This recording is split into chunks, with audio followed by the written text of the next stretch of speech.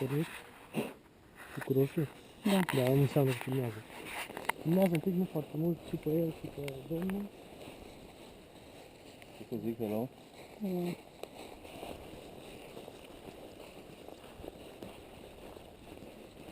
Păi ce mergi ea? Și pe mâna asta, nu? Un pic de simplu. Aici e cheie. Aici se arată cum e pe flot, pe GPS, pe autonomă sau pe fix. Când ești pe fix înseamnă că e conectat și la satelit și la stația care a stat-o acolo. Când e pe flot înseamnă că primești semnal, dar nu puternic cât ar trebui. Deci la mult pe fix. Deci se arată eroarea. Nu știu cât e, în centimetri. 1,5 stânga-dreapta și 1 cm pe cos. Când e asta avem numărul punctului, stânga punctului, dăm enter. De unde îl opresc? Să ține apăsat pe la sus până se oprește. Până scrie procesat. Am înțeles. Da. La singur, să nu până la baterie. De aici în față stăm. Ține apăsat până se stâng.